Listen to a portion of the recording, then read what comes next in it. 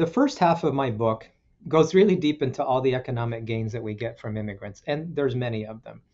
But often when I talk to audiences about immigration, there are people who say something like this: Hey, Zeke, look, I can accept all or most of the economic benefits you're talking about. What I'm really worried about is cultural stuff. I'm worried that immigrants are going to change my country and turn it into something that I don't recognize. I worry that immigrants aren't going to integrate culturally or in other ways. And I don't want those economic gains at the expense of those things that are really precious to me in terms of my heritage. I think that's a great question. It's, of course, something really important to understand. So let's cover some of the key points about that. Okay. Now, let me start with perhaps the most important one, is that we have to think in terms of integration instead of assimilation. Okay? Now, the worry that people have about immigrants not assimilating comes from a bad mental model. And the mental model is that a foreign culture and another culture are incompatible. They are competing masters. If you're more attached to one, you have to be less attached to the other. For example, I'm from the little country of Uruguay or Uruguay. If I decide to be more American culturally, I have to abandon what makes me Uruguayan or vice versa. Okay. In fact, when I was a new immigrant, I kind of thought that. I was worried about giving up my Uruguayan identity in favor of a US identity. But actually, what research shows is that we don't have to worry about that. Cultures aren't incompatible with each other. In fact, they are what social scientists call orthogonal, okay, meaning they're not two ends of the same continuum. Someone can be highly attached to both, highly attached to one or the other, or not very attached to either one. What research also tells us, which is really interesting and actually kind of counterintuitive, is that the best possible scenario is for someone to be highly attached to both cultures, meaning that I will be more successful in assimilating to the US if I'm highly attached to my Uruguayan heritage and highly attached to American culture, which is actually exactly where I am right now. And that's the most successful outcome. The misconception is that if people lose attachment to their mother culture, right, if we force them to lose attachment to their mother culture, it turns out that the evidence shows that they will be less likely to adapt aspects of their new culture. And so we shouldn't hope that people abandon their mother culture. We just want them to add to that the new culture. Okay. That's the most important thing you need to understand. That's a better model based on the evidence. And that will be the basis for much of what I'm going to say next. Now, having covered that, let's get into three areas where people worry that immigrants may or may not adapt or integrate or assimilate. Okay. The first one is economically. Even though we're not talking about economic benefits, but many people worry that immigrants are not going to catch up economically to the earnings of native workers. Okay. Here's the short of it. The first generation, because often they come with many disadvantages, and on average, immigrants don't have as much education as natives. Now, that's on average, of course, is that the earnings of immigrants don't quite catch up completely with the earnings of the average native. Now, they do go up, so immigrants converge with natives, but they don't perfectly become like natives economically. And so you might say, well, we don't want these, poor, destitute people. Hold on. This is a two-generation story.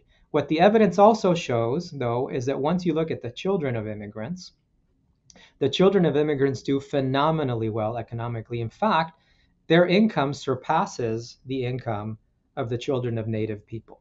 So when you look over two generations, immigrants do just fine. In fact, they're very successful economically. And by the way, those children of immigrants, because they earn a lot, or at least a lot more than average, they're very important to keeping our public coffers alive by paying taxes.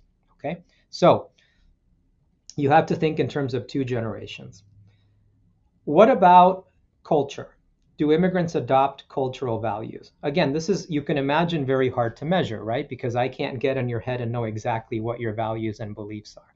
But we do have evidence on a lot of different indicators of culture that are encouraging. For example, immigrants, by the time they've been in a country for a few decades, 80% of them, at least in the United States, report that they can speak the language well or very well. That's quite remarkable considering the linguistic differences that many immigrants bring. That means that 80% can function perfectly fine in the country, And by the time they have children and grandchildren, those second and third generations are perfectly fluent. So immigrants adopt the local language successfully.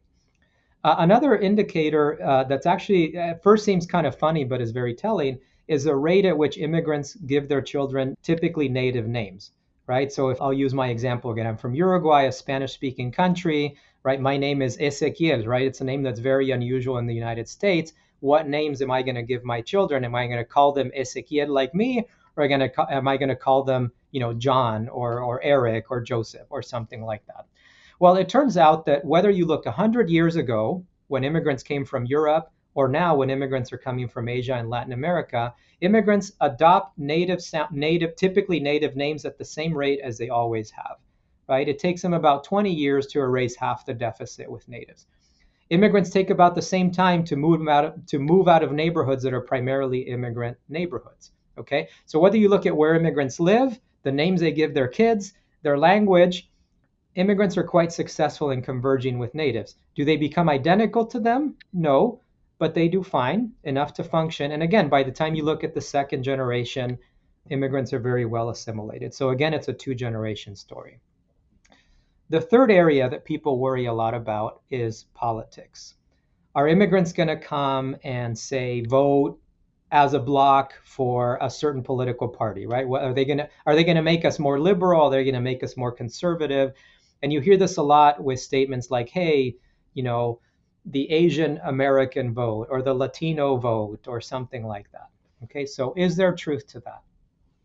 No, there isn't.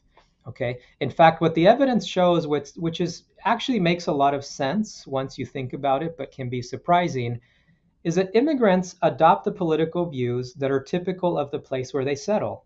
If an immigrant settles in Texas, they're going to adopt a lot of political views that are common in Texas. If they settle in Massachusetts, they're going to adopt political views that are common in Massachusetts.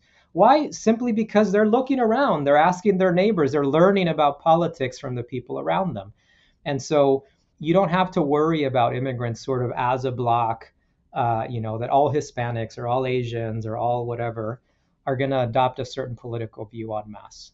Right? That's why, for example, people are surprised when like immigrants along the southern border tend to vote more conservative, like Hispanics, but then, Hispanics in California tend to vote more liberal. Again, they're just typical of the place where they settle.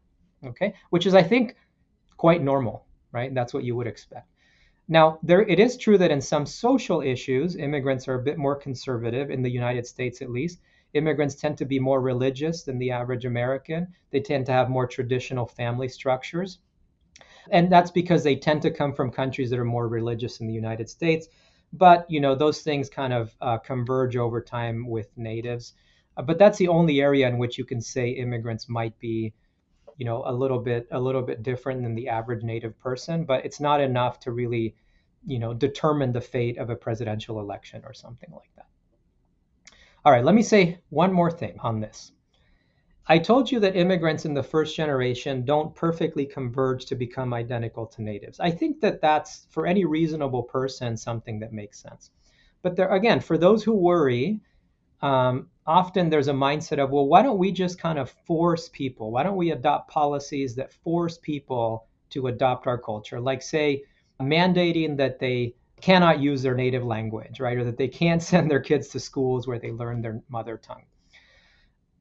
We have a lot of evidence that actually backfires. If you try to force people to abandon their mother culture, that backfires. It doesn't work. They become more attached rather than less attached to it. So we can't force people to integrate, but we can just kind of let them, follow their natural incentives and the natural time that it takes to adapt, and they will do just fine. So think about it in terms of a two-generation process. There's nothing to worry about there.